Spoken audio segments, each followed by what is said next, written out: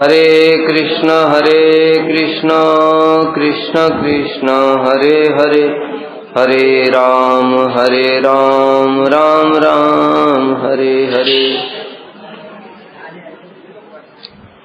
हम लोग श्री उपदेशामृत के माध्यम से भजन राज्य में कैसे प्रवेश करेंगे वो सुन रहे थे। प्रारंभ कहाँ से किया था, कोई बता सकता है? पहले श्लोक में जो शुरू किया था, पहला श्लोक में एंट्री कैसे हुई थी? हाँ, यहाँ तक कैसे पहुंचे थे हम? उपदेशामृत का प्रारंभ कैसे हुआ? प्रारंभ हुआ था श्री चैतन्य मनोभीष्टम स्थापितम येन भूतले। श्री चैतन्य महाप्रभु के मनोभीष्ट को जिन्होंने जगत में स्थापित किया। महाप्रभु के मनोभीष्ट कौन से थे? प्रेम रस निर्यास करते आस्वादन, राग मार्ग भक्ति लोके करते प्रचारण। प्रेम रस का निर्यास का आस्वादन करना ये तो उन्होंने स्वयं किया। दूसरा जो मनोभीष्ट था, राग मार्ग भक्ति जगत में प्रचार करना, ये उनका मनोभीष्ट श्री रूप गोस्वामी ने जगत में स्थापित किया। फिर हम लोगों ने सुना था राग मार्ग भक्ति क्या होती है। राग भक्ति का बताया था, विराजंतीम अभिव्यक्तिम ब्रजवासी जनादिषु रागात्मिका मनुस्मृता यासा रागानुगा उच्यते। जो भक्ति ब्रजवासियों में विराजमान है वह रागात्मिक भक्ति है। फिर रागात्मिक भक्ति बताया था क्या होता है। इष्टे स्वारस्य की राग परमाविष्टता भवेत तन्मय्या भवेत भक्ति सात रागात्मिक को देता। इष्ट में स्वाभाविक राग होना और उस राग के कारण इष्ट में मन का परम आविष्ट होना, ये रागात्मिक भक्ति है जो ब्रजवासी जनों में होती है। जो भक्ति ब्रजवासी जनों के हृदय में विराजमान है, उनके किसी एक भाव के प्रति लोभ युक्त होकर विराजंतीम अभिव्यक्तिम ब्रजवासी जनादिषु, ब्रजवासियों में जो भक्ति है उनके किसी एक भाव के प्रति लोभ युक्त होकर, मतलब सख्य, वात्सल्य, मधुर इत्यादि किसी एक भाव के प्रति जब लोभ हो जाता है, लोभ का तात्पर्य क्या हुआ कि ऐसा हमको भी प्राप्त हो जाए।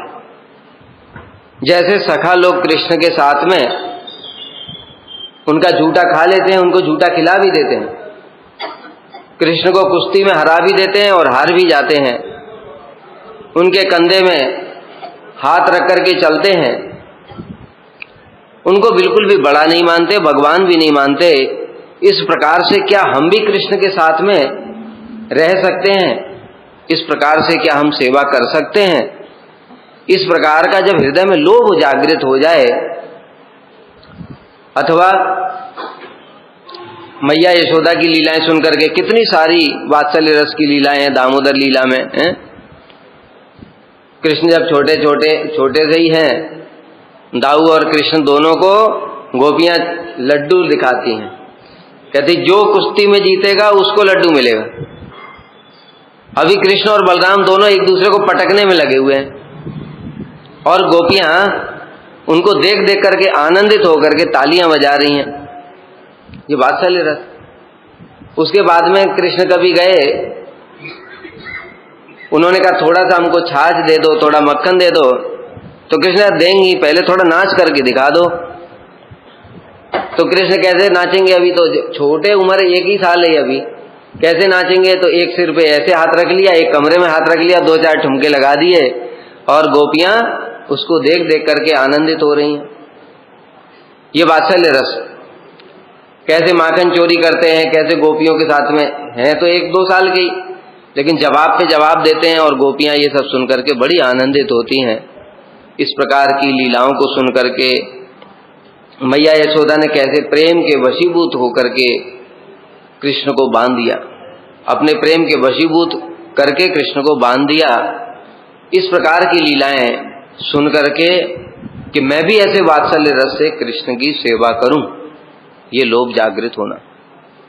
अथवा मधुर रस, गोपियां कृष्ण के साथ किस प्रकार से मधुर लीलाएं करती हैं, रास लीला इत्यादि, और भी मधुर मधुर लीलाएं हैं। गोवर्धन में, मानसरोवर में, मानसी गंगा में नौका लीला, कैसी कैसी मधुर, दान केली कौमुदी, दान लीला, मुक्ता चरित्र, कैसे मोतियां उगाए गोपियों ने और उग गए कांटे। कृष्ण ने उगाए मोती तो मोती उग गए, और गोपियों ने उगाए तो कांटे उग गए। अब किस प्रकार से दोनों में परस्पर हास परिहास हो रहा है। इस प्रकार की जो मधुर रस की लीलाएं हैं, उनको सुन करके हृदय में लोभ जागृत होना, ये राग का प्रवर्तक है। भी लोभ जागृत होने से कुछ नहीं होगा, ये राग का प्रवर्तक है। मतलब ये लोभ से ही किसी जन्म में जाकर के राग मार्ग में प्रवेश होगा। बीज ये है। वैदिक भक्ति का बीज क्या है? शास्त्र का भय। वैदिक भक्ति का प्रवर्तक, वैदिक भक्ति में क्यों प्रवेश करा हम लोगों ने? ये भक्ति कर रहे हैं हम, कोई भी यहाँ ये सोच करके नहीं आया कि अरे हम रूपानुग बनने के लिए जा रहे हैं। जानते ही क्या थे? इतना थोड़ा गीता पढ़ी, थोड़ा पता चला मनुष्य जीवन बड़ा दुर्लभ है, क्यों व्यर्थ में इसमें गंवा रहे हैं हम, एक दिन तो मर के ही जाना है, सब यहीं रह जाएगा, इसलिए भाई भजन करना चाहिए। ये है शास्त्र का शासन का भय। मर जाओगे क्या बचेगा तुम्हारे पास, सारा जीवन यहीं रह जाएगा, पाप पुण्य साथ में जाएगा, नरक भोगना पड़ेगा। डर गए, डर के मारे हाँ ठीक है भजन करेंगे, भजन के लिए आ गए। और जब भजन के लिए आए तब ये सब बातें पता चली, जो लोभ वाली तो अलग बात है। यहां से उपदेशामृत शुरू हुआ था कि रूप गोस्वामी पाद जी वो उसी राग भक्ति को जगत में देना चाहते हैं।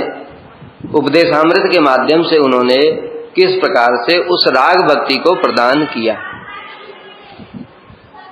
फिर पहले तीन श्लोकों में क्या बताया था? अगर भजन करना है तो पहले भजन को सुरक्षित करो। सुरक्षित करने का मतलब क्या बताया था? कि थोड़ा बहुत भजन किया, जैसे कमाया 100 रुपया और खर्च कर दिया 1000, वो खर्च करने का मतलब है अपराध। थोड़ा बहुत भजन किया किंतु नाम अपराध हो गया। वाचो बेगम मनसा क्रोध बेगम जीवा बेगम उधर उपस्थ बेगम, कंट्रोल ही नहीं है। किसी वैष्णव से कुछ भी बोल दिया, हिंसा कर दिया, जो थोड़ा बहुत भजन था वो भी चला गया।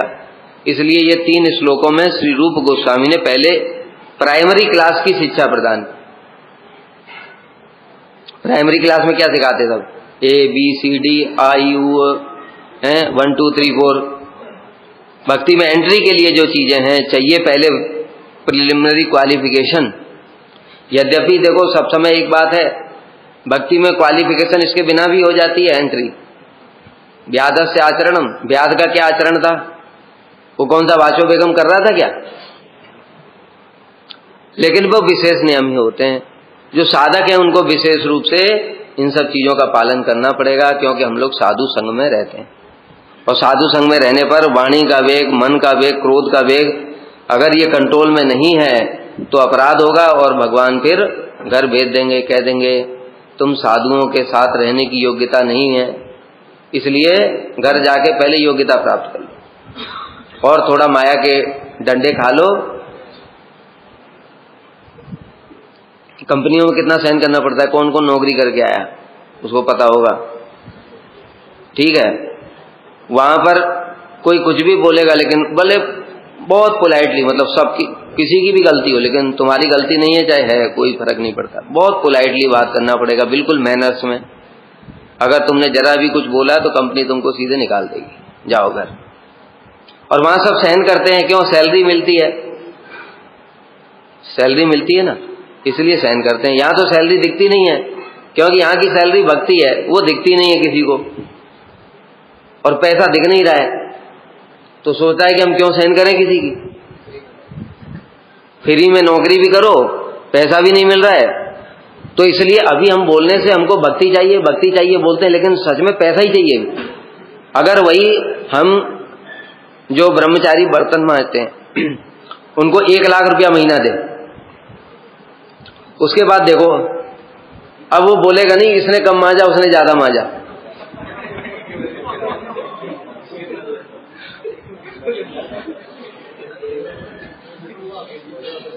समझ गए?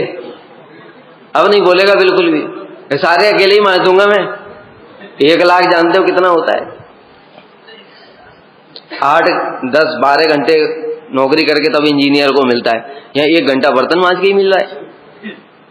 अब क्यों किसी से शिकायत करनी? लेकिन शिकायत क्यों है? क्योंकि कुछ मिल ही नहीं रहा है। मिल तो रही है भक्ति, लेकिन वो दिखती नहीं है, ये समस्या है। इसलिए ये संस्कार बहुत धीरे धीरे ही जाते हैं। जाते जाते जैसे जैसे भजन में निष्ठा बढ़ती जाएगी, जब तुमको ये श्रद्धा हो जाएगी, निष्ठा के बाद से ये श्रद्धा दृढ़ होती है, तब वो फिर अपने आप करता है। उसको पता है कि ये लोग नहीं भी कर रहे हैं तो क्या, ये लोग जितना नहीं कर रहे हैं उतना मैं ही कर रहा हूं, तो फल तो मुझे ही मिल रहा है। और फिर उस फल से क्या होता है, उसको आगे का फल भी दिखाई देता है। समझ गए? मतलब जैसे वो जो सेवा ज्यादा कर रहा है तो वो देखेगा कि उसका चित्त शुद्ध हो रहा है, उसके हृदय में भक्ति प्रकाशित हो रही है, तब तो सिद्धांत प्रकाशित हो रहा है तो और ज्यादा करता है। अनुभूति का विषय है। अनर्थग्रस्त साधक को अनुभूतियां होती नहीं है। इसलिए तो 3 श्लोक जो हैं श्री उपदेशामृत के, उनका पालन करना हमारे लिए बहुत जरूरी है। रागानुगा भक्ति हमारा लक्ष्य है। आज गुरु जी की कथा सुन रहा था मैं, उसमें गुरु जी कह रहे पहले साधन फिक्स होगा कि साध्य फिक्स होगा? पहले साध्य ही फिक्स होगा। भाई तुम्हें कौन सी पढ़ाई करनी है, मैथ पढ़नी है कि बायोलॉजी पढ़नी है कि आर्ट्स पढ़ना है? किस हिसाब से पढ़ता है व्यक्ति कि मुझे क्या बनना है, पहले ये सोचता है, उसके हिसाब से सब्जेक्ट चयन करता है। उसी प्रकार से हम सुन लिया राग भक्ति में हमको प्रवेश करना है, किंतु राग भक्ति में प्रवेश कैसे होगा? पहले वैदिक भक्ति ठीक से पालन करनी होगी। जो वैदिक भक्ति ठीक से पालन करेगा, मतलब नियम निष्ठा इत्यादि आ जाएगा उसके अंदर में। अब वो नियम ठीक से पालन करेगा और साथ में इस प्रकार की लीला कथाएं सुनेगा योग्य अधिकारियों से, तब धीरे धीरे और कृपा की प्रार्थना करेगा। ये सब चीजें करनी पड़े एक साथ। क्या? वैदिक भक्ति का ठीक ठीक पालन, दूसरा अधिकारी व्यक्तियों से, अर्थात जिनके अंदर में लोभ जागृत हो चुका है अथवा जो भगवान के धाम से ही आए हैं, तो स्वाभाविक रूप से वो रागात्मिक जन ही है, लेकिन इस जगत में रागानुगा भक्ति का आचरण कर रहे हैं साधक बनकर, ऐसे लोगों से श्रवण करेगा। तीसरा, उनसे फिर लोभ होगा नहीं ऐसे सुन करके कि बस तुमने सुना कि बस गोपियों की महिमा और तुम्हारे हृदय में लोभ जागृत हो गया कि मैं भी गोपी बन जाऊं, ऐसा नहीं होता है। या सुनकर भी कितनी बार भी नहीं होता है। फिर उनसे प्रार्थना करनी पड़ती है कि मेरे हृदय में कब होगा, मेरा तो कुछ हृदय शुष्क ही है, इतना सुंदर सुंदर कथा भी सुनते हैं किंतु कुछ भी होता ही नहीं है। केवल बुद्धि से बोल देते हैं कि मुझे गोपी बनना है, मंजरी बनना है। वो बुद्धि से काम नहीं चलता है। हृदय में स्वाभाविक रूप से अनुराग उत्पन्न होने लगेगा। वो जो लोभ होगा वो प्रार्थनाओं से लोभ होगा, मतलब उन चीजों की महिमा को समझ करके कि अरे वास्तव में जो ब्रज की भक्ति है ऐसी तो सुनी ही नहीं, अभूतपूर्व है ये, और हमारे हृदय में किंतु इसके लिए कुछ भी नहीं है। हे गुरुदेव, आप कृपा करके हमारे हृदय में इसको प्रकाशित करो, मतलब इसका बीज ही डाल दो कम से कम। ऐसे प्रार्थना करते करते, निष्कपट सेवा करते करते, तब वो बीज डाल देंगे। लोभ भी तभी होगा, लोभ भी तभी होगा बिना कृपा के। इसलिए कहते हैं ना भक्ति कृपा सिद्ध है। हम सोच रहे हैं कि मैंने तो ये वैदिक भक्ति का पालन किया, हरि कथा सुना, सेवा की, इसलिए हो गया लोभ, ऐसा नहीं है। प्रैक्टिकल बातें हैं ये सब, देखना है तुम में से। अपना अपना देखो कितने लोगों को लोभ हो रहा है, बुद्धि से ही हो रहा है, क्योंकि लोभ का लक्षण दिखाई देता है। फिर लोभ का लक्षण दिखाई ऐसे देता है, चित्त द्रवित होने लगता है। उस प्रकार की लीला कथाओं के लिए बड़ी तीव्र उत्कंठा हृदय में उत्पन्न हो जाती है। जब तीव्र उत्कंठा उत्पन्न होती है तब तीव्र साधन दिखाई देता है। समझ में आ रही बात? तीव्र साधन तब तक नहीं दिखाई देगा जब तक तीव्र उत्कंठा नहीं है। संसारिक विषयों में हम लोग देखते हैं ना, आईएएस बनने के लिए तीव्र उत्कंठा होती है। किस लिए? क्योंकि उसको देखता है दूसरों को, वो डीएम है, नीली बत्ती में घूम रहा है, सब सर सर कर रहे हैं, सारे पुलिस अधिकारी, समझ गए? तब वो सोचता है मैं भी ऐसा हो जाऊं। तब तीव्र उत्कंठा होती है। तो ऐसे करके ये जब चीजें होंगी तब वो 3 उपदेशों का पालन करेगा, फिर आगे बढ़ेगा। ऐसे हम लोग शुरू करते करते कहां तक पहुंच गए थे? तीसरी कथा में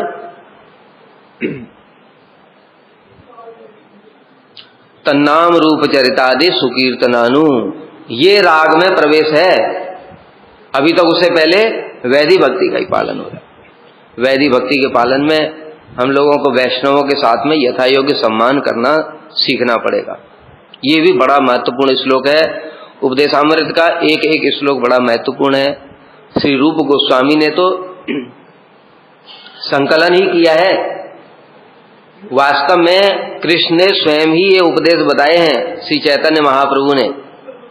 देखो भागवत धर्म क्या है? ये वही भागवता प्रोक्ता उपाया आत्मलब्धे अंजा पुंसाम अविदुषाम विद्य भागवतान्हिता। जो अज्ञानी व्यक्तियों के लिए भगवान ने अपने मुख से अपनी प्राप्ति के लिए जो उपाय बताया वही भागवत धर्म है। इसलिए ये उपदेशामृत भागवत धर्म है भाई। क्यों? स्वयं कृष्ण ने ही बताया है अपनी प्राप्ति के लिए। महाप्रभु स्वयं कह रहे हैं तुम मुझे अगर प्राप्त करना चाहते हो तो ये उपदेश उन्होंने अलग अलग समय पर दिए थे। श्री रूप गोस्वामी ने उनको संकलन किया। शिक्षाष्टक भी इसी प्रकार से। शिक्षाष्टक भी श्री चैतन्य महाप्रभु ने जो शिक्षाएं प्रदान की थी उनको रूप गोस्वामी ने संकलन किया है। तो इसलिए श्री चैतन्य महाप्रभु स्वयं ही ये बात कह रहे हैं श्री रूप गोस्वामी के माध्यम से कि अगर हमको भजन में आगे बढ़ना है तो वैष्णवों के साथ यथा योग्य सम्मान करना सीखना पड़ेगा।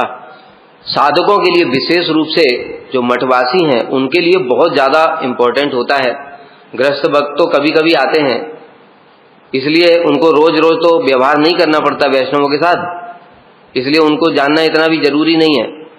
लेकिन हमको जरूरी है। क्यों? क्योंकि मठ में सभी प्रकार के भक्त हैं। कुछ कनिष्ठ हैं हमारे जैसे ही, उनको अभी विषय भोग में ही आनंद आता है, पर चर्चा पर निंदा में भी आनंद आता है, क्योंकि जन्म जन्म के संस्कार बने हुए हैं। ऐसे लोगों के साथ में किस प्रकार का व्यवहार करना चाहिए? कृष्णेति यस्य गिरि तम मनसा आद्रियेत। उनको जो हम लोग सुबेरे प्रणाम करते हैं ना आरती के बाद में, वांछा कल्पतरुभ्यश्च बोल करके सबको एक दूसरे को प्रणाम करना चाहिए, बस इतना ही बहुत। लेकिन उनके संग नहीं करना चाहिए। क्यों? क्योंकि वो भी बीमार, हम भी बीमार। 2 बीमार व्यक्ति जब परस्पर मिलेंगे तो क्या होगा? वो पहले एक बीमारी थी उसकी और हमारे अंदर आई, हमारी उसके अंदर आ गई, डबल बीमारी हो गई। समझ गए? संक्रमण हो जाएगा। ठीक है, किसी के अंदर कोई दोष था, किसी के अंदर कोई दोष था, दोनों ने एक दूसरे के दोषों को ले लिया और दोष बढ़ गए। इसलिए संघ के इनको खाली प्रणाम करके रखो और व्यवहारिक जो वैष्णवता का व्यवहार है उसके साथ करना चाहिए। लेकिन शुश्रूषया भजन विज्ञम अनन्यम अन्य निंदादि शून्य हृदम ईप्सित संग लब्ध्वा। जो अन्य निंदादि शून्य हो चुके हैं और जो भजन विज्ञम अनन्यम अनन्य भजन करते हुए भजन विज्ञ हैं, भजन की चतुराई को जानते हैं। भजन की चतुराई क्या है? हम चाहे कभी भी रहें कहीं, इसीलिए प्रभुपाद जी, हम लोग सोचते हैं कि इसीलिए प्रभुपाद जी के समय पहुंच जाएंगे तो वहां सारे भजनशील लोग होंगे। अच्छा, तो सारे भजनशील लोग ही थे तो प्रभुपाद जी के प्रकट होने के बाद में फिर क्या हुआ? तो इसलिए सब समय सतयुग में भी क्या था? हिरण्यकश्यपु और हिरण्याक्ष नहीं थे क्या? प्रधानता कितनी थी? प्रधानता होती है सात्विक लोगों की, लेकिन वो सब समय सब चीजें रहती हैं। इसलिए उनके बीच में रहकर ही हमको भजन की चतुराई सीखनी पड़ेगी। भजन की चतुराई क्या है? सब समय अपने भजन पर लक्ष्य करेगा ऐसा साधक। और विपरीत परिस्थितियों में भी कैसे भजन करना, जैसे हम लोग थोड़ी थोड़ी इधर उधर की बातें सुन लेते हैं तो हृदय विचलित हो जाता है। हमको तो कितने फोन आने लगते हैं, लोग परेशान हो जाते हैं। हम उनको समझाते हैं, भाई तुम अपना भजन देखो ना, जगत के लोगों का क्या ठेका ले रखा है। तो इस प्रकार से ये चतुराई जो सीख चुका है और सीख करके अपने भजन में आगे बढ़ गया है, और अन्य निंदाद शून्य हृदम, दूसरों के दोष देखने पर भी वो निंदा नहीं करेगा, उनका सामंजस्य कर ले जाएगा। जैसे सामंजस्य का उदाहरण बताता हूं। श्रील प्रभुपाद जी के अप्रकट होने के बाद में गौड़ी मठ में विभाजन हुआ। श्रील भक्तिदत्त माधव गोसाई महाराज जी से किसी ने प्रश्न पूछा कि श्रील प्रभुपाद जी के शिष्यगण तो साधारण नहीं है, उनके पार्षद हैं, तो फिर इनमें आपस में इस प्रकार से मतभेद क्यों देखा जाता है? तब उन्होंने सामंजस्य करके बताया कि देखो, प्रभुपाद जी का एक एक शिष्य दिग्विजयी है, अगर वो एक साथ ही रहते तो वो क्या करेंगे? फिर वही मठ में जो जो क्रियाएं हैं वही एक साथ कथा में बैठेंगे, कीर्तन में बैठेंगे, मतलब अपना भजन करके सिद्ध हो जाएंगे, किंतु जगत में प्रचार कैसे होगा? इसलिए श्रील प्रभुपाद जी की इच्छा से ही अथवा भगवत इच्छा से ही इस प्रकार से परस्पर मतभेद हुए, वो अलग अलग हो गए, और अलग अलग होकर के उन्होंने जो प्रचार किया, उस प्रचार के कारण ही आज सारी पृथ्वी पर प्रचार है, उसके कारण ही है। नहीं तो एक साथ रहते तो कहां होता? इसको कहते सामंजस्य। तो जो भजन विज्ञम, जो भजन में विज्ञ है, वो सारी चीजों का निगेटिव होने पर भी उनका सामंजस्य कर लेता है। देखने में लग रहा है कि ये ठीक नहीं है, लेकिन उसका भी वो सामंजस्य पॉजिटिव करके भजन में आगे बढ़ता रहता है। ऐसे व्यक्ति का संग करना चाहिए, ऐसे व्यक्ति के संग करना चाहिए। उसकी सेवा करो, उसके साथ रहो, उसके विचारों को ग्रहण करके उनका आचरण करो जीवन में। ये है ये वाला श्लोक। ये जब इस प्रकार से सीख जाएगा व्यक्ति, तब धीरे धीरे राग में फिर प्रवेश होगा। जब प्रवेश होगा तब फिर उसके लिए 8वां श्लोक है, तन्नाम रूप चरितादि सुखी। उससे पहले देखो क्या बताया, किंतु उससे पहले क्या बताया? स्याद कृष्णाम चरितादि सीताप्य विद्या, वो वाला गंगाम बसाम न खलबू दूध फिर दृष्टि स्वभाव जनतई। इसमें क्या आ गया? ये इसमें वही चीजें आ गई जो इस स्तर पर पहुंच चुका है, जो वैष्णवों का कोई भी दोष नहीं देखेगा, वो आगे बढ़ जाएगा।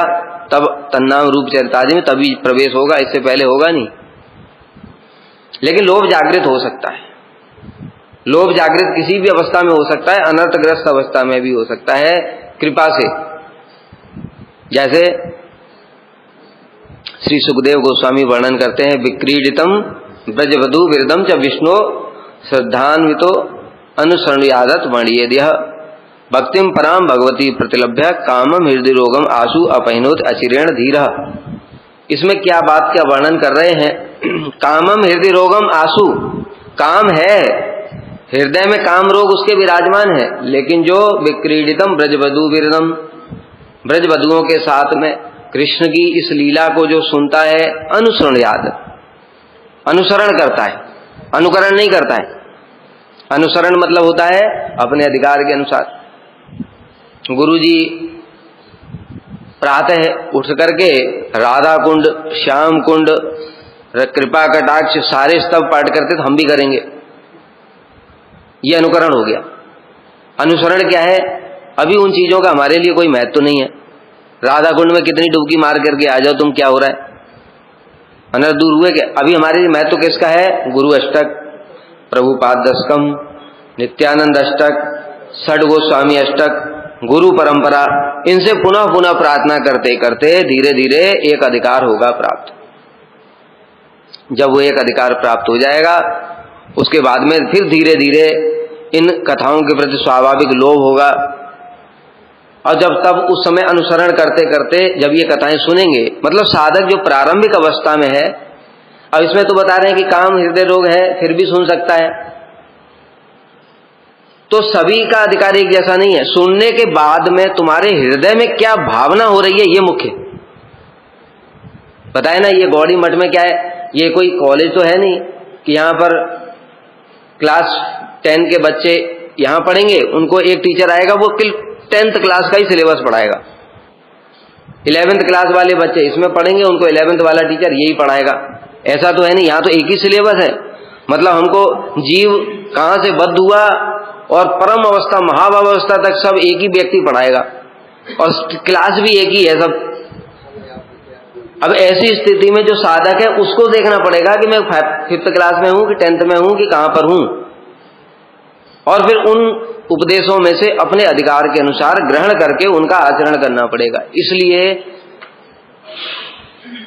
जब ये कथाएं सुन करके हृदय में विकार उत्पन्न होने लगे तो उन कथाओं को प्रणाम करना चाहिए और श्रद्धा रखनी चाहिए उनके प्रति। क्या कि ये कथाएं साधारण नहीं है, भगवान की अपनी शक्ति के साथ में लीला है, ये दिव्य लीला है। हमारी बुद्धि जड़ है, समझने में समर्थ नहीं है, इसको दूर से ही प्रणाम करता हूं और गुरु जी से प्रार्थना करता हूं किसी जन्म में ये हमारे हृदय में ये सब समझ में आनी शुरू हो जाए। ऐसे ये उसका अधिकार यही है। दूसरा, जो थोड़ा और ऊपर उठ गए हैं, जिनका चित्त थोड़ा ठीक हो गया है, वो जब कथा सुनेंगे उनके हृदय में इस प्रकार से काम विकार उत्पन्न नहीं होगा, तो वो प्रार्थना करेंगे कि काम विकार तो नहीं हुआ लेकिन कुछ हो भी नहीं रहा है, वो प्रार्थना करेंगे कि गुरुदेव इनके प्रति कुछ लोभ जागृत हो जाए, तो उनका साधन उस प्रकार का होगा कि जो और ऊपर वाले हैं थोड़ा उनके लोभ जागृत हो गया है, वो फिर इसमें थोड़ा थोड़ा प्रवेश करेंगे प्रारंभिक अवस्था से। ऐसे करके अधिकार के अनुसार अनुसरण इसको कहते हैं, इसको अनुसरण कहते हैं। नहीं तो बोला और सीधे जाकर के रासलीला सुनने से तो काम रोग दूर होता ही है, आज ही पूरा दूर कर दूंगा, और सीधे लेकर के भागवती बैठ गए, क्या है पंच रास पंचाध्यायी, वही पढ़ूंगा दिन रात वही पढ़ करके, और फिर हो गया काम। ऐसा नहीं करना है।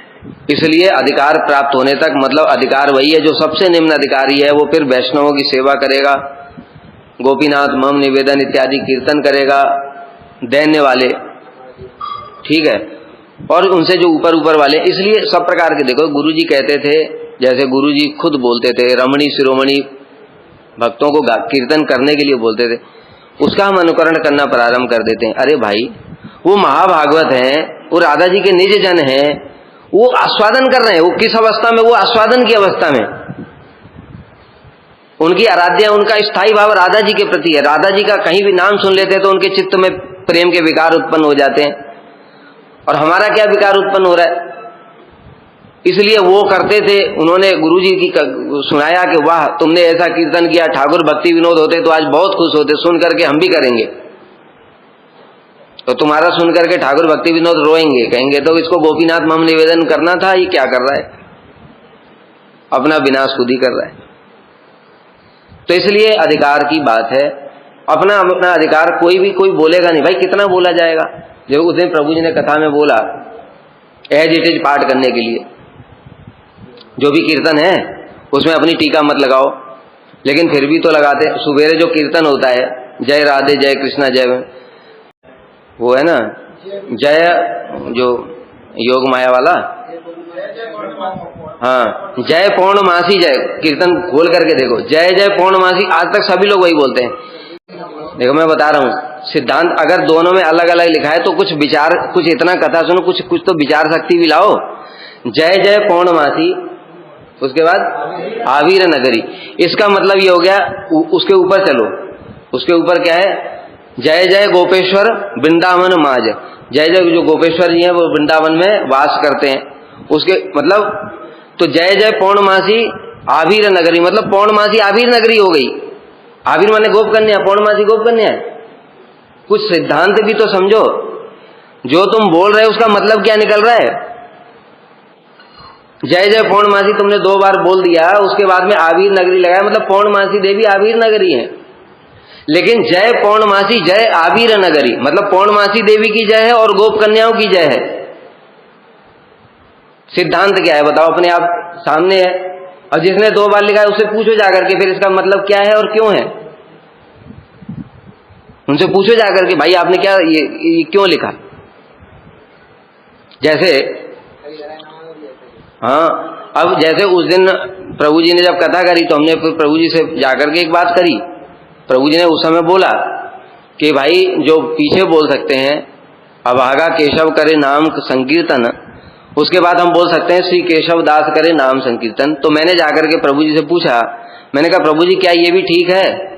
मैं अपने आप को केशव दास बोल रहा हूं, क्या ये ठीक है? अरे हमारा क्या अधिकार है बताओ जरा। जानते हो परम गुरुदेव की जरा महिमा पढ़ो, आचार्य केसरी किताब तो पढ़ लो एक बार, उसके बाद बोलना कि मैं उनका दास हूं। उनके दास जो हैं वो ऐसे हैं। अब तुम बताओ क्या तुम इनके साथ में अधिकार हो गया तुम्हारा प्राप्त? विचार करो हर चीज पर। इसलिए उपदेश अमृत है। उपदेश, ये उपदेश है। तो यही बात देखो, अब जो उन्होंने बोला, अब उन्होंने मान लो बोला प्रभु जी ने कथा में कि पीछे लगा सकते हैं, अब हमने उस पर विचार ही नहीं किया और बस वो अनुकरण यही हो गया। लेकिन अनुसरण क्या है? हमने विचार किया। जय क्या श्री केशव दास करे, इसका मतलब क्या निकल रहा है? श्री केशव दास करे नाम संकीर्तन। अपने लिए बोल रहा हूं तो मैं क्या केशव दास हो गया? बताओ, अभी हम गुरुदास भी नहीं है। उनके केशव, श्रील केशव गोसाई महाराज जी के जो शिष्य हैं वो कैसे कैसे हैं? श्रील वामन गोसाई महाराज, श्रील गुरुदेव, श्रील त्रिविक्रम गोसाई महाराज, उनकी चरण की धूली बनने लायक भी अभी हम नहीं है। कैसे उनके दास बन सकते?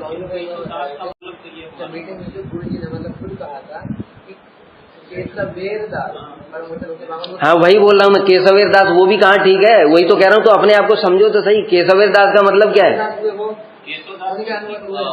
हाँ तो हम जो पीछे लगाया जाता है, पीछे तो अपने लिए करते हैं ना कीर्तन। अरे तुम समझ ही नहीं रहे बात। देखो बात क्या है, जैसे ए अधमदास बोलते हैं तो अपने लिए बोलते हैं, तो तुम उनके लिए क्यों बोल रहे हो? वो तो कीर्तन परम गुरुदेव ने लिखा है और अभी हम कीर्तन कर रहे हैं। तो अभागा ये अधमदास बोले तो ठीक है। केशवेर दास तो तुम अपने लिए ही बोल रहे हो। केशवेर दास मतलब केशव के दास तुम हो। वो तो बोल ही नहीं रहा, वो तो कीर्तन कहाँ गा रहे हैं? जो कीर्तन गा रहा है वो अपने लिए पद गा रहा है। आखिर में जो लाइन जोड़ी, आई बात समझ में? इसलिए हमने तो आज तक गाया ही नहीं है, क्योंकि हमने तो शुरू से कोई कितना भी कहता रहे, बड़े महाराज लोग भी कहते हैं, हमने कहा हम नहीं गाएंगे, आप गा लो फिर या किसी और को दे दो, लेकिन हम नहीं गाएंगे। सिद्धांत विरुद्ध काम करना ही नहीं है। प्रभुपाद जी ये बात कहते थे। इसमें कोई दोष नहीं होता है, ना कोई अपराध होता है, ना अवज्ञा होती है। सिद्धांत को समझना पड़ेगा। ये कोई अवज्ञा भी नहीं है, ये कोई अपराध भी नहीं है। अगर आप हमको जबरदस्ती बोलते हो तो आप गा लो, हम नहीं गा सकते, क्योंकि हम इसको ठीक नहीं समझते। सिद्धांत के अनुसार ये ठीक नहीं बैठता है।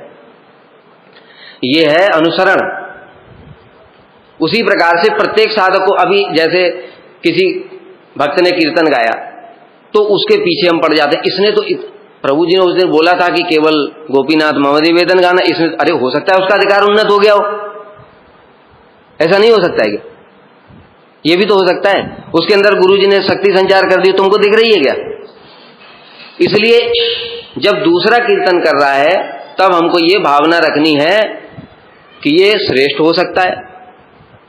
अगर हम कीर्तन कर रहे हैं तो हमको ये भावना रखती मेरा अपना अधिकार नहीं है, तो हम दूसरों का दोष दर्शन बंद हो जाएगा। क्योंकि देखो ये बात हमने देखी है, गुरु जी किसी के हृदय में कुछ भी शक्ति संचार कर सकते हैं, कृपा शक्ति। और जब कृपा शक्ति संचार हो जाती है तो चित्त द्रवित हो जाता है, ऑटोमेटिक वो चीजें अपने आप ही निकलने लगती हैं। वो चाहता नहीं तब भी निकल जाता है। अब क्या करोगे तुम? अब वो उसका स्वाभाविक हो रहा है। ये बात किसी को पता नहीं चलती, बाहर वाले देखने वाले को। यद्यपि बाहर लक्षणों से पता भी चलता है, तब भी कहने का मतलब क्या है, हम सेफ साइड में रहें, इसलिए दूसरों की पर चर्चा पर निंदा ना करें। इसलिए ऐसा सिद्धांत पालन करना चाहिए कि भाई दूसरा कर रहा है, मान लो किसी ने बोल ही दिया ये केशव दास करे नाम से, तो सोच रहे भाई उसके अंदर हो सकता है वो योग्यता आ गई हो, परम गुरुदेव ने कृपा कर दी हो, लेकिन हमको नहीं करना है। इस प्रकार से जो विचार है ये है अनुसरण। ये उपदेशामृत का यही पालन है वास्तव यथार्थ रूप में। इसलिए कहते हैं जो प्रभु जी भी कथा बोल देते हैं, क्या इसको हम कितना समझ पाए, उस पर फिर से विचार करना पड़ेगा कि मेरे अधिकार के अनुसार इसमें क्या था, और वो जो अधिकार अपना समझा उसका फिर पालन करना है। उससे देखोगे धीरे धीरे वो प्रगति की ओर ले जाता है। अब धीरे धीरे अनर्थ दूर होंगे। जब सिंपल सी बात, तुम 5th क्लास में थे, तुमने अपना अधिकार जज कर नहीं पाए, 10वीं की किताबें पढ़नी शुरू कर दी, तो तुम 5th में पास होगे कहां से? 5th में ही पास नहीं हुए तो तुम्हें रिजल्ट कहां से मिलेगा? समझ गए? इसलिए जब हम ठीक ठीक साधन भजन कर रहे हैं और उसके अनुसार रिजल्ट नहीं देख रहे हैं तो हमको विचार करना पड़ेगा कि हम कहाँ गलत हैं। या तो अपराध हो रहे हैं या अनधिकार चेष्टा कर रहे हैं, कुछ तो हो रहा है। क्योंकि ऐसा कभी नहीं होता है हमारे मतलब पूरा महाप्रभु की जितनी शिक्षाएं वहां से लेकर के अब तक जितने गुरुवर्ग ने शिक्षाएं दी हैं, सबने ये शिक्षा दी है कि हमने अनर्थग्रस्त अवस्था में मठ में प्रवेश किया, धीरे धीरे प्रगति करते करते करते करते मंजरी भाव तक पहुंच गए। यही प्रोसेस है। तो वो पहुंचे, कैसे पहुंचे, लेकिन भले ही वो लीला ही कर रहे हैं लेकिन उनको भी वो सब दिखाई देता है एक एक चीज। इसी प्रकार से अगर ठाकुर भक्ति विनोद के अंदर में एकदम से जैसे ही उन्होंने जन्म लिया वैसे ही भगवान ये दिखा देंगे कि तुम तो कमल मंजरी हो, तो वो फिर गोपीनाथ में लिखेंगे कैसे? वो ढक करके रखते महाप्रभु, उसको उसी समय प्रकाशित नहीं करते। वो भी बचपन से ऐसी लीला करेंगे, उस समय उनको पता नहीं है कि मैं मंजरी, समय आने पर प्रकाशित होता है, तब वो लिखते हैं सारी चीजें। जब उन्होंने साधन भजन किया था, अनर्थग्रस्त अवस्था, फिर कैसे वो आगे बढ़े, अनर्थ दूर कैसे हुए, कैसे लोभ हुआ, ठीक है, और कैसे सिद्धि हुई। इसी प्रकार से हमको चलना पड़ेगा, तब जाकर के 8वें श्लोक में प्रवेश होगा। फिर क्या करेंगे? राग भक्ति का साधन करेंगे तब, मतलब, और वो अवस्था कहां से आएगी? रुचि आसक्ति की अवस्था में आएगी। रुचि की आसक्ति की अवस्था में राग भक्ति का साधन प्रारंभ होगा। उससे पहले लोभ हो सकता है, धीरे धीरे चित्त द्रवित हो सकता है, किंतु साधन क्यों नहीं हो सकता इसका कारण हमने बताया था। कौन बता सकता है? बड़ी इंपॉर्टेंट बात बताई। हम अभी राग भक्ति का साधन करने में समर्थ क्यों नहीं है? भले ही हमारी भजन में निष्ठा उत्पन्न हो जाए, वो भी नहीं कर सकता। हर चीज में मूल वस्तु को समझो। राग भक्ति का साधन का मूल क्या है? सेवा, साधक रूपेण सिद्ध रूपेण। साधक रूप से सेवा होगी, वो तो हम अभी भी कर रहे हैं, लेकिन सिद्ध रूप से कैसे कर लेंगे? अरे भाई, सिद्ध रूप जब पता होगा तभी तो सिद्ध रूप से सेवा करोगे। तो वो जो सिद्ध रूप है वो रुचि तक तो प्रकाशित ही नहीं है बिल्कुल भी। रुचि की अवस्था में धीरे धीरे अपने स्वभाव मतलब स्वरूप के अनुसार थोड़ी थोड़ी रुचि होगी, लेकिन आसक्ति की अवस्था में वो थोड़ा क्लियर होता है, उस प्रकार की ही चीजें होती हैं, तब वो अपने अब स्वरूप के अनुसार ही वो साधन कर सकता है। उससे पहले कैसे कर लेगा? इसलिए मूल क्या है? सेवा, साधक रूपेण सिद्ध रूपेण। परिभाषा को ध्यान रखो। परिभाषा क्या कहती है? राग भक्ति वाला साधक साधक रूप से संख्या पूर्वक नाम गान नतिवी कालावसानी कृतौ। संख्या पूर्वक नाम गान करेगा, वो तो हम भी कर रहे हैं, ये तो कर ले जाएंगे, लेकिन सिद्ध रूप से क्या करेगा? अंतः चिंतित देह से राधा कृष्ण की अपने स्वरूप के अनुसार। अब कोई सख्य रस का है तो वो गोपियों के बीच में कैसे जाकर के सोचेगा कि मैं गोपी बन करके तांबूल अर्पण पाद मर्दन पयोदान कैसे सोचेगा? इसलिए वो आसक्ति की अवस्था में जाकर के आएगा, अपने भाव के अनुसार ही उस प्रकार की चीजें अच्छी लगेंगी। जैसा हम लोग सुनते हैं, ब्रजनाथ और विजय कुमार का अभी भाव प्रकाशित हुआ नहीं। जब वो अपने गुरुजी के पास गए, गुरुजी, अब जब वो भाव प्रकाशित नहीं हुआ मतलब आसक्ति की अवस्था है। अब जैसे ही गुरुजी ने पूछा तुमको क्या अच्छा लगता है, उन्होंने अपनी रुचि बताई। वो रुचि आसक्ति की अवस्था है, उन्होंने अपनी रुचि बताई।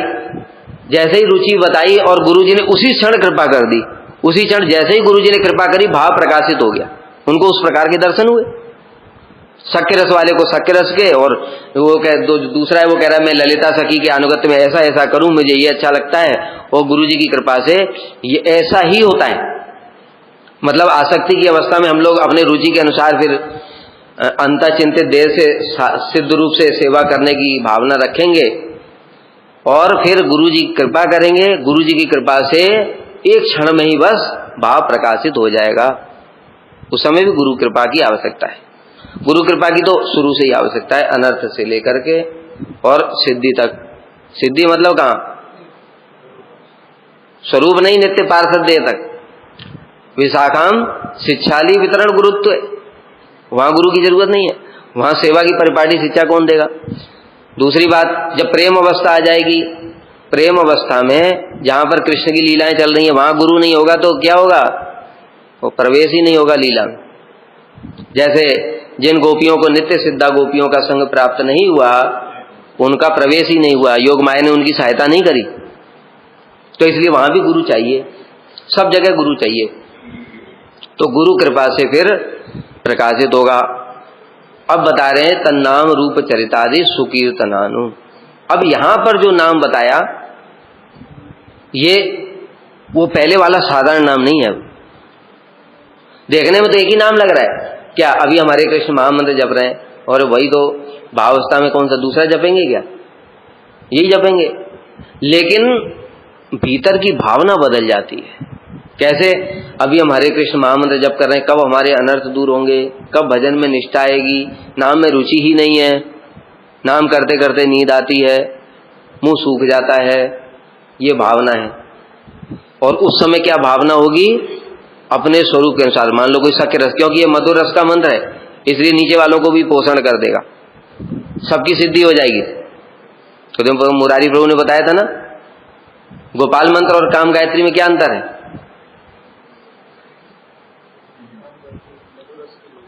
हाँ हाँ हाँ, गोपाल मंत्र के द्वारा सबकी सिद्धि हो जाएगी, ठीक है। उसमें जो शब्द हैं उनको समझो, उसमें एक एक में बिल्कुल स्पष्ट है कि वो सबकी सिद्धि हो जाएगी। लेकिन काम गायत्री केवल विशेष रूप से मधुर रस के भक्तों के लिए है। उसी प्रकार से जब यही हरे कृष्ण महामंत्र जब हम पहुंचेंगे आसक्ति की अवस्था में, तब ये जो नाम होगा ये अपने स्वरूप के अनुसार नाम होगा। स्वरूप के अनुसार भी स्वरूप प्रकाशित नहीं हुआ, लेकिन उसी प्रकार की रुचि हो रही है ना, तब वो जो नाम करेंगे तो उसी प्रकार की भावना होगी। जो मधुर रस का है वो इसी प्रकार की भावना करेगा, गांथिया माल तीर माला नाम करते हुए इस प्रकार की भावना रहेगी। जो सख्य रस का है गोचारण लीला का स्मरण करते हुए हरि नाम करेगा। अब ये नाम विशेष नाम, अभी जो हम नाम कर रहे हैं ये सामान्य नाम। सामान्य नाम मतलब हमको कुछ पता ही नहीं है, अभी अनर्थ दूर इत्यादि होना, निष्ठा में प्रवेश करना, यही हमारे नाम का प्रयोजन है। फिर वो विशेष तन्नाम रूप चरितादि, उसके अनुसार फिर जब कीर्तन करेगा, कीर्तन के प्रभाव से स्मरण होना शुरू हो जाएगा। फिर उसको धीरे धीरे उन लीलाओं का, अभी स्मरण कैसा होगा? अभी स्मरण क्या नहीं, अभी स्पष्ट कैसे हो जाएगा? भाव प्रकाशित नहीं हुआ तो हाँ, तो कैसे अस्पष्ट भी कैसे होगा जब भाव प्रकाशित नहीं हुआ?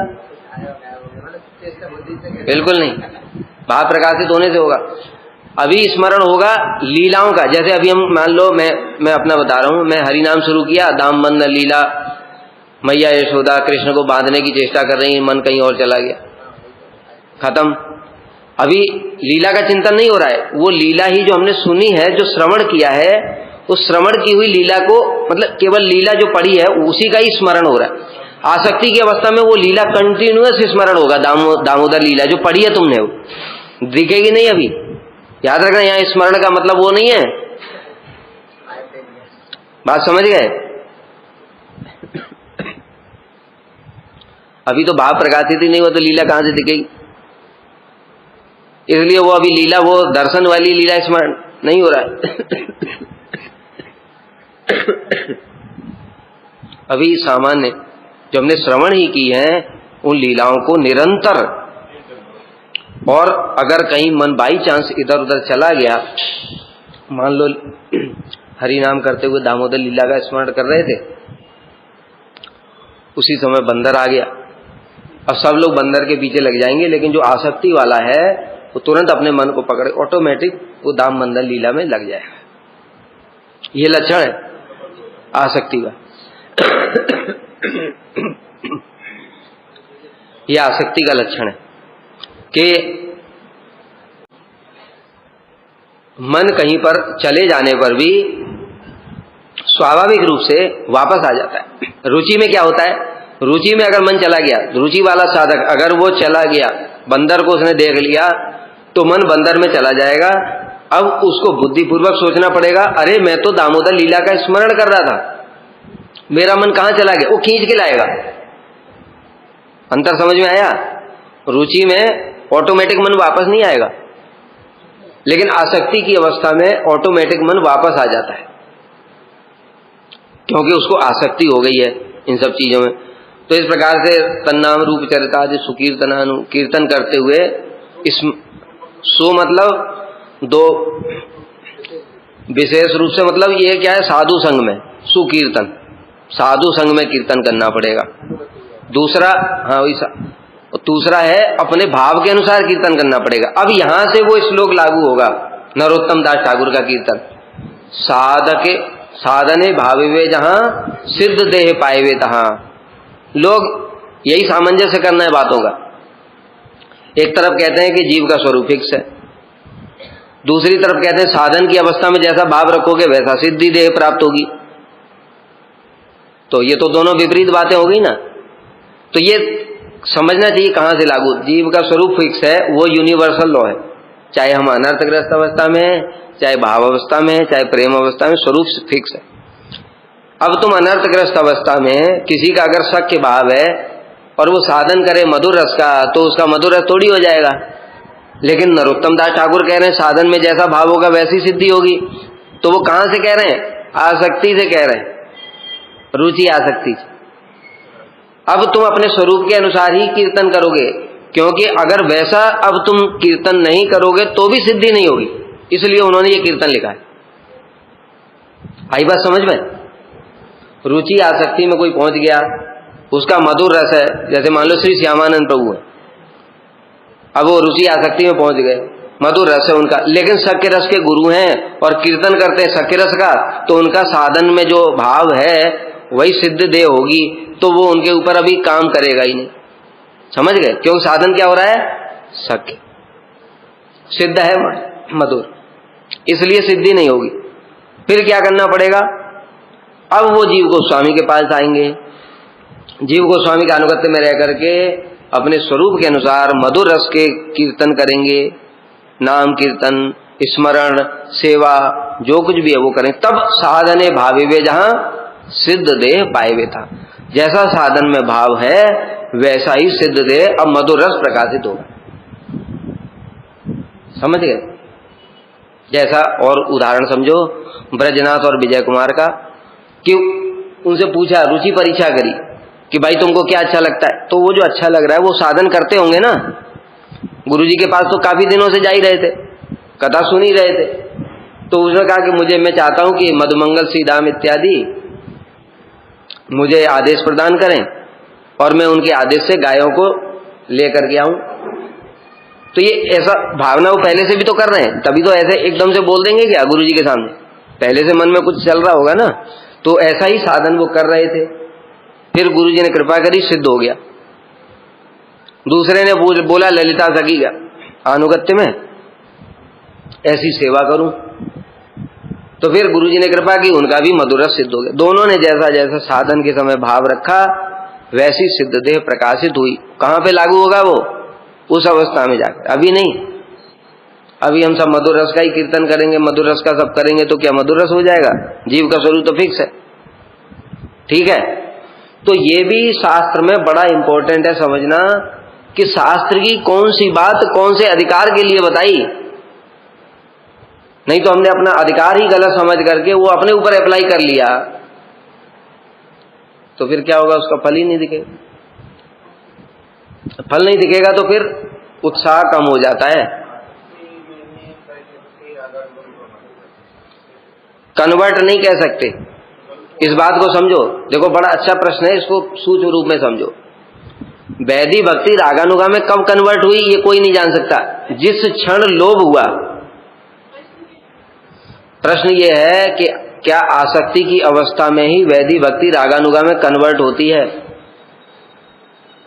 उत्तर ये है, वैधि भक्ति रागानुगा में कन्वर्ट होना ये कोई मैकेनिकल प्रोसेस नहीं है। जब तुमने ये बटन दबाया तो पंखा चला। अब ये पंखे ने पूरी स्पीड कब पकड़ी? उससे पहले छोटी शुरू तो हो गई थी ना। जैसे ही बटन दबाया शुरू हो गया था, तो पूरी स्पीड कब पकड़ी कैसे बता सकते हो? एकदम से इतनी तेज नाचने लगा गया। ऐसे ही समझो, वैधि से रागानुगा में कन्वर्ट कब हुआ? जब लोभ जागृत हुआ। वो लोभ जागृत कब हुआ वो किसी को पता नहीं चलता है। जब लोभ पुष्ट हो जाता है, एक अवस्था को प्राप्त हो जाता है तब पता चलता है। पुष्ट मतलब ऐसे समझो अभी हम लोग वैदिक भक्ति का पालन कर रहे हैं, सुनते सुनते हृदय में कुछ हो ही नहीं रहा है, किसी एक दिन पहली बार अच्छा लगा होगा, समझ गए, किसी एक दिन पहली बार अच्छा लगा होगा, उस दिन लगा होगा कि यार ऐसा हो जाता है, फिर उसके बाद फिर वही वैदिक भक्ति, फिर वही अनर्थ, फिर वही कर रहे हैं, पता नहीं चला, लेकिन उसी दिन कन्वर्ट शुरू हो गया। जब पहली बार लोभ जागृत हुआ, लेकिन इसको कौन जान सकता है, कन्वर्ट प्रोसेस वहीं से शुरू हो गई थी। आसक्ति की अवस्था में क्या होगा, साधन शुरू होगा रागानुगा का, उससे पहले साधन नहीं कर पाएगा, तब तक वैदिक का ही चलेगा, वैदिक का चलेगा, लोभ पुष्ट होता जाएगा, और रुचि की अवस्था में जाकर के उसको रुचि अपने स्वभाव के अनुसार होने लगेगी, स्वरूप के अनुसार, तब जाकर के फिर वो अब आसक्ति की अवस्था में रागानुगा का साधन शुरू कर सकता है। तो ये प्रोसेस जो है, किसने मतलब किसी पिछले जन्म में हमारा वो लोभ जागृत हो गया था, ये तुमको क्या पता, वहीं से शुरू हो चुका है वो तो। इस जन्म में थोड़ा वैदिक भक्ति किया, फिर रागानुगा भक्तों का संग मिल गया, तो वहां से फिर देखा थोड़ा जागृत हो गया, और जहां खत्म किया था वहीं से शुरू हो गया।